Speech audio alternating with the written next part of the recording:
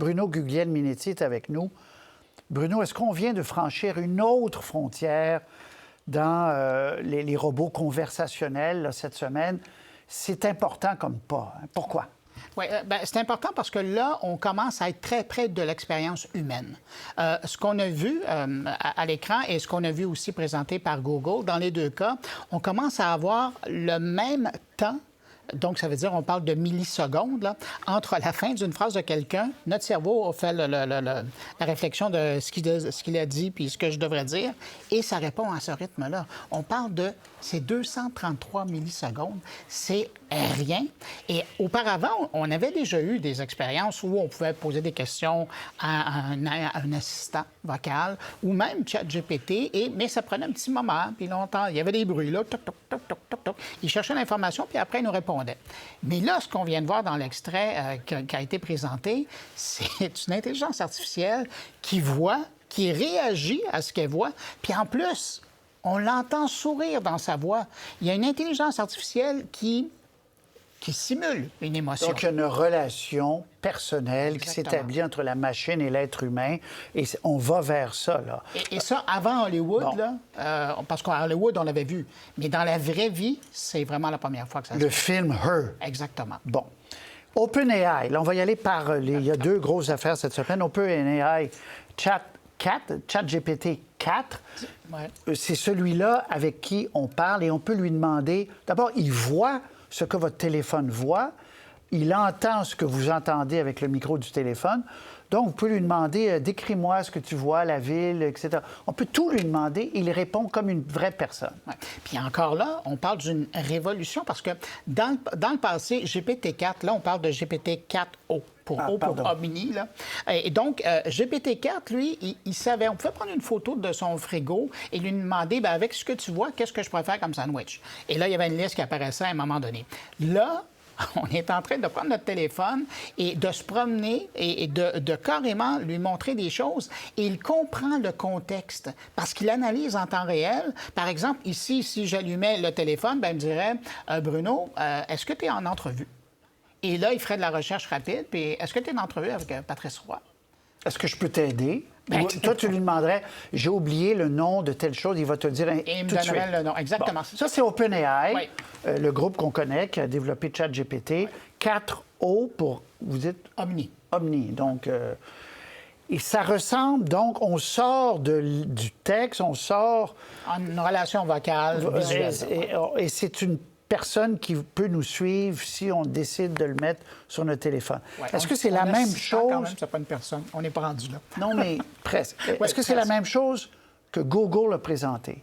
Non. Et c'est ça qui est intéressant, c'est qu'avec Google, on va encore plus loin.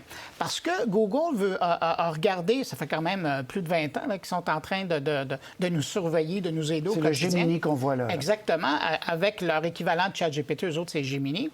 Et là, c'est Gemini 1.5 qu'on est en train de nous présenter. Et là, on est en train de tout revoir la façon de travailler. Par exemple, quand on fait une recherche sur Google, dans le passé, on cherchait avec des mots-clés, avec des phrases, puis là, on nous présentait une liste de sites web à aller visiter. Là, c'est fini ce temps-là. Quand l'IA commence à se mêler de vos recherches, là, il va carrément aller chercher les informations et il va vous les présenter, en mode vocal ou en mode textuel, comme vous voulez, mais il va aller à l'essentiel moelle de ce que vous voulez avoir. Par exemple, vous avez une crevaison puis vous ne savez pas comment changer un pneu, bien là, c'est fini, là, parce que vous allez lui montrer que vous avez une crevaison. Comment je m'arrange avec ça?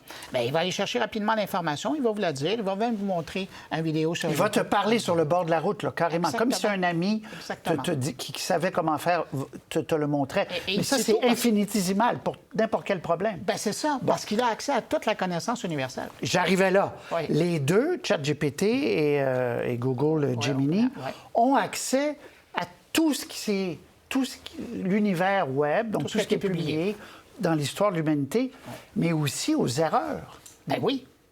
Donc, il y a un danger que la réponse ne soit pas totalement exacte. Et c'est ça où, chaque fois qu'on parle d'intelligence artificielle générative, il faut ramener. Récemment, là, les plus récentes histoires ou recherches que j'ai vues là-dessus, on dit qu'il y a 19 de l'information qui serait probablement des hallucinations ou des erreurs. Alors, il faut garder en tête, puis il ne faut pas se gêner de reposer la question. Puis si vous avez l'occasion ou la possibilité de revalider cette information avec un autre support.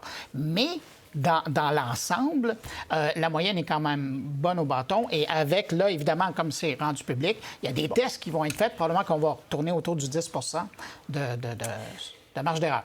Bruno, est-ce que les gens vont s'abonner soit parce que c'est payant, là, il faut le dire. Il y a des services gratuits, mais le gros est payant. Est-ce qu'ils vont choisir Google ou ils vont choisir OpenAI, ils vont choisir... Puis là, notre assistant sera de telle marque. À cette réponse-là, il y a déjà des fins finaux qui ont décidé de faire des offres couplées. Donc, ils vous donnent accès à tout, là. OK. Un peu comme les câbleaux distributeurs à l'époque qui allaient chercher OK. tous les canaux. Vous le ferez. Ça existe. En marge de ça, il faut savoir que Google dit, écoutez, allez pas chercher les offres à l'extérieur puis toujours faire du copier-coller pour l'utiliser. Prenez notre outil, il est partout. Il va être capable d'analyser vos courriers électroniques, il va être capable de vous aider dans votre agenda, il va être capable de vous dire comment vous allez devoir vous préparer pour partir dans votre voyage qui se fait demain ou après-demain. Donc, ça, c'est une solution embarquée sur des outils qu'on utilise déjà. Oui, mais d'ailleurs, on le voit sur la... Oui. Quand on va faire une recherche sur Google, il nous propose d'aller vers un petit serpent qui tourne, là. Tout à fait. Un serpent, mais... C'est une belle image, là. Oui, en tout cas, il nous propose d'aller là pour enclencher un mode plus puissant, là. Oui, bien, d'utiliser l'intelligence artificielle pour nous seconder là-dedans. Comme Meta. Exactement. Et où ça veut nous amener, même dans la volonté de Google, c'est qu'il y a tout un pan de la business de Google qui est dans le domaine de la bureautique, du travail. Par exemple, à Radio-Canada, vous utilisez des outils de bureautique là, de Google. Bien là, eux, ce qu'ils ont décidé d'offrir, c'est la possibilité de se créer un collègue virtuel qui va être présent, si on le veut, dans toutes les réunions. On va prendre les notes, va être capable de faire des liens entre telle réunion et telle réunion. Ça existe déjà, là. Mettons, à nos réunions, le matin, on peut dire... On peut brancher le truc et dire, vous nous ferez un résumé ou tu me feras, parce qu'on tutoie notre robot. Ça dépend de notre relation. Tu me feras un résumé de tout ce qu'on a dit, des points importants à l'envers, à l'endroit. Là. Mais ça reste un document qui a été généré.